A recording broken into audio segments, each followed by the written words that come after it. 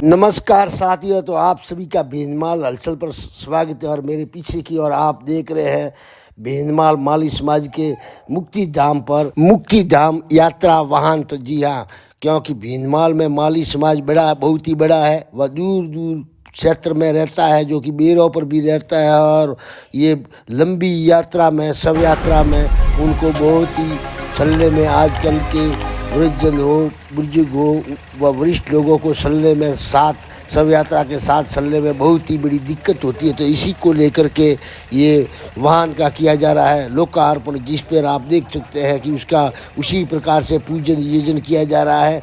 तो इसमें कोई हंसी की बात नहीं, क्योंकि ये कटु सत्य व अंतिम सत्य है। वह बिल्कुल ही सत्य यही है कि एक और एक दिन हर किसी को जिसने जन्म लिया है उसको इसी रास्ते पर जाना पड़ता है। तो हमेशा जो व्यक्ति अपनी मौत को याद रखता है, वो सत्कर्म करता है, परोपकार करता है, लोगों पर उपकार करता है। तो ये बात हमेशा ध्यान रखिए, क्योंकि आप शमशान में किसी की शव यात्रा के साथ जाते हैं और वहाँ बैठते हैं, तब तो आप बहुत ही अच्छी अच्छी बातें करते हैं, अर्थात उसको देसी भाषा में मसौन या वैराग कहते हैं। आपको वैराग सर जाता है और आप भलाई की और वही बात कहते हैं, क्या बंदा आया था क्या साथ लेकर जाएगा। तो इसी प्रकार से आपको हमेशा ही ये मुक्ति की बात ध्यान रखनी चाहिए, जो कि बहुत ही शानदार वाहन है। और इसका भी उसी प्रकार से पूजन मुहूर्त देख करके किया गया है, ताकि किसी का भी शव इसको ढूंढना न पड़े। तो अभी तक जहाँ तक मैं ये आपको जारी कराऊँ वीडियो, तभी तक किसी को भी इस रास्ते पर माली समाज को जाना नहीं पड़ा है। गया जाते हैं वो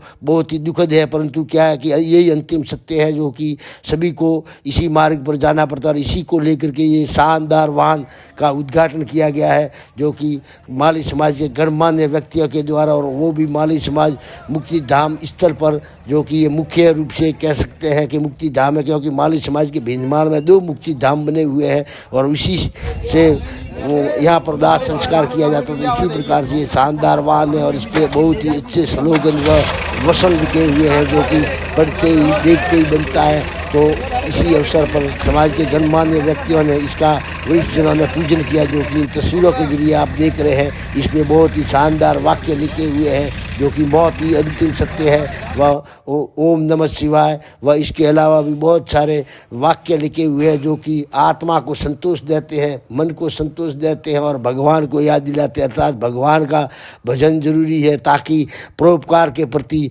जीव मात्र के प्रति दया भावना जागृत रहे। तो इसी को लेकर के ये वाहन बनाया गया है, जो कि माली समाज के लिए बहुत ही उस दुखद घटना में सहायक सिद्ध होगा। मतलब कुछ पल के लिए लोगों को, वृद्धजनों को पैदल चलकर नहीं, साथ में शव यात्रा के स्थल पर नहीं आना होगा, जैसे कि इस पर लिखा हुआ है सत्यम शिवम सुंदरम।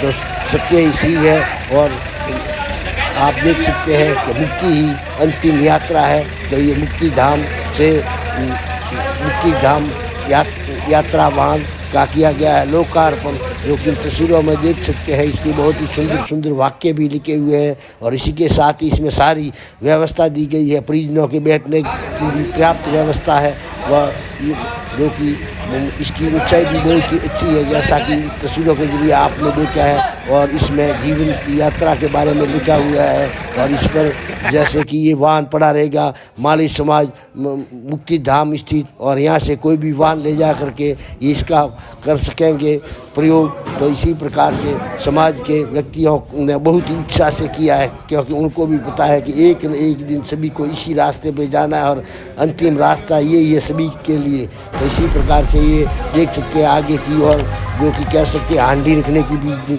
व्यवस्था, पर्याप्त व्यवस्था की गई है और चारों और जालीदार है, जो कि ये शव के बाहर से भी लोग दर्शन कर सकेंगे, वह शव यात्रा निकाली जा सकेगी।